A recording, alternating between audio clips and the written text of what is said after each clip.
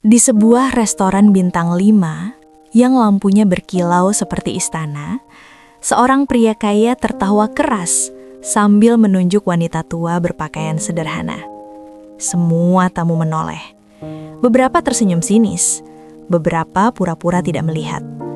Wanita tua itu hanya diam, menunduk, menggenggam tas kain lusuhnya.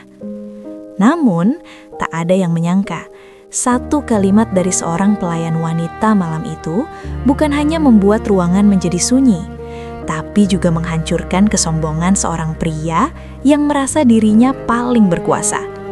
Dan sejak malam itu, hidupnya tak pernah sama lagi. Halo sahabat Life Stories, selamat datang kembali di channel yang selalu menghadirkan kisah penuh pelajaran hidup tentang kesombongan, harga diri, dan karma yang datang di waktu yang tak pernah kita duga. Sebelum kita mulai, jangan lupa klik tombol subscribe, nyalakan lonceng notifikasi, dan tekan like agar channel ini terus berkembang dan menghadirkan cerita-cerita inspiratif lainnya untuk kalian semua. Dukungan kalian sangat berarti. Sekarang, mari kita mulai kisahnya. Restoran Le Étoile berdiri megah di pusat kota. Dindingnya berlapis marmer Italia, lampu kristal menggantung seperti gugusan bintang, dan alunan piano hidup mengisi ruangan dengan nuansa elegan.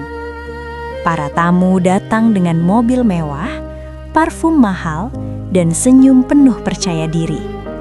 Di meja VIP dekat jendela, duduk seorang pria bernama Arman Wijaya. Usianya awal 40-an. Setelan jasnya abu-abu gelap dengan sepatu kulit mengkilap. Di pergelangan tangannya, melingkar jam tangan edisi terbatas. Ia tertawa keras bersama dua rekan bisnisnya. Kontrak proyek itu tinggal tanda tangan, katanya sambil menyeruput wine. Setelah itu, kita kuasai separuh kawasan utara kota. Luar biasa, Man, jawab rekannya. Kamu memang tak pernah gagal. Arman tersenyum puas. Ia menikmati tatapan agum orang-orang di sekitarnya. Tiba-tiba, pintu restoran terbuka perlahan. Seorang wanita tua masuk dengan langkah hati-hati. Rambutnya memutih, disanggul sederhana. Ia mengenakan kebaya krem yang sudah sedikit pudar dan membawa tas kain kecil. Beberapa tamu saling berbisik. Dia salah tempat ya? Terdengar suara pelan dari meja belakang. Resepsionis sempat ragu. Ibu ada reservasi? Wanita itu tersenyum lembut. Saya hanya ingin duduk sebentar, minum teh hangat saja. Setelah berbisik dengan manajer, resepsionis akhirnya mempersilahkan. Wanita tua itu duduk di sudut ruangan. Tangannya bertumpu di meja, matanya mengamati sekeliling dengan tenang, seolah mengenang sesuatu. Arman memperhatikannya. Alisnya terangkat. Lihat itu, bisiknya pada temannya. Restoran kelas atas sekarang jadi tempat wisata umum rupanya. Temannya menoleh dan tertawa kecil. Malam yang seharusnya biasa, mulai berubah arah. Arman sengaja meninggikan suaranya. Bu, panggilnya dengan nada merendahkan. Ini bukan warung nasi Padang. Harga minuman di sini bisa buat belanja sebulan. Beberapa tamu tersentak. Wanita tua itu perlahan menoleh. Matanya teduh. Saya hanya ingin minum teh, Nak. Jawabnya pelan. Teh? Arman tertawa. Teh di sini mungkin lebih mahal dari baju yang ibu pakai. Suasana mulai tidak nyaman. Seorang pelayan muda bernama Maya yang sejak tadi memperhatikan, menggenggam nampainya lebih erat. Ia mendekat dengan langkah terukur. Maaf Pak Arman, ucapnya sopan. Mohon untuk menjaga kenyamanan tamu lain. Arman menoleh tajam. Kamu mengajari saya sopan santun? Maya tetap tenang. Saya hanya menjalankan tugas, Pak. Arman berdiri sedikit dari kursinya. Tempat seperti ini punya standar. Tidak semua orang cocok di sini. Wanita tua itu tetap duduk. Tangannya sedikit gemetar, tapi suaranya tetap lembut. Standar apa yang kamu maksud, Nak? Arman tersenyum sinis. Standar kelas. Tiba-tiba Maya berbicara. Kali ini lebih tegas. Restoran ini berdiri bukan karena kelas, Pak, tapi karena perjuangan. Arman mengernyit. Apa maksudmu? Maya menatapnya lurus. Wanita yang Bapak hina itu adalah pemilik restoran ini. Seisi ruangan membeku. Pemilik?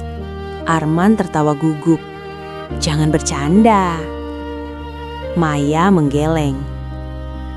Nama beliau Bu Ratna. 30 tahun lalu beliau datang ke kota ini tanpa apa-apa. Beliau mencuci piring sendiri, memasak sendiri, bahkan pernah diusir karena dianggap tidak pantas. Beberapa karyawan yang lebih senior mengangguk. Restoran ini dulu hanya warung kecil, lanjut Maya. Dari tangan beliau, tempat ini tumbuh menjadi seperti sekarang. Bu Ratna akhirnya berdiri. Saya sengaja datang seperti ini, ucapnya lembut. Saya ingin tahu apakah tempat ini masih menghargai manusia atau hanya menghargai uang. Arman kehilangan kata-kata. Saya tidak tahu. Bu Ratna menatapnya dalam. Tidak apa-apa tidak tahu siapa saya, tapi menghina orang lain hanya karena penampilan itu pilihan. Ruangan hening, bahkan suara AC terdengar jelas. Arman duduk kembali perlahan. Wajahnya pucat. Esok harinya, video kejadian itu tersebar luas. Seseorang merekam saat Arman mengejek dan saat Maya mengungkap kebenaran. Judul video itu berbunyi, "Pengusaha sombong hina nenek, ternyata pemilik restoran." Komentar membanjiri media sosial. Uang tidak bisa beli sikap. Kasihan neneknya. Sombong sekali. Beberapa klien Arman menelpon. Kami perlu mempertimbangkan kembali kerjasama ini, Pak, kata salah satu investor. Reputasinya terguncang. Beberapa hari kemudian, Arman datang kembali ke restoran. Kali ini tanpa rombongan, tanpa tawa keras. Ia menemui Bu Ratna di ruang privat. "Saya minta maaf, Bu," katanya lirih. "Saya dibesarkan dalam persaingan. Saya lupa caranya menghormati." Bu Ratna tersenyum tipis. Kekayaan membuat orang diuji dengan kesombongan. Kemiskinan membuat orang diuji dengan kesabaran. Dua-duanya ujian. Arman menunduk. "Saya ingin memperbaiki diri." "Perbaikan tidak perlu diumumkan," jawab Bu Ratna. "Cukup dilakukan." Beberapa bulan berlalu. Arman mulai berubah. Ia lebih sering turun langsung menemui karyawan. Ia menghentikan kebiasaan memarahi staf di depan umum. Suatu hari, ia mengumpulkan timnya. Mulai bulan depan, katanya, kita buat program bantuan untuk pedagang kecil. Saya tidak ingin perusahaan ini hanya dikenal karena besar, tapi karena bermanfaat. Seorang staf terkejut. "Ini ide baru, Pak." Arman tersenyum kecil.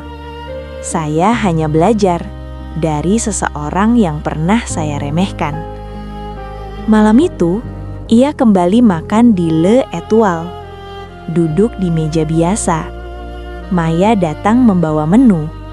"Selamat datang kembali, Pak."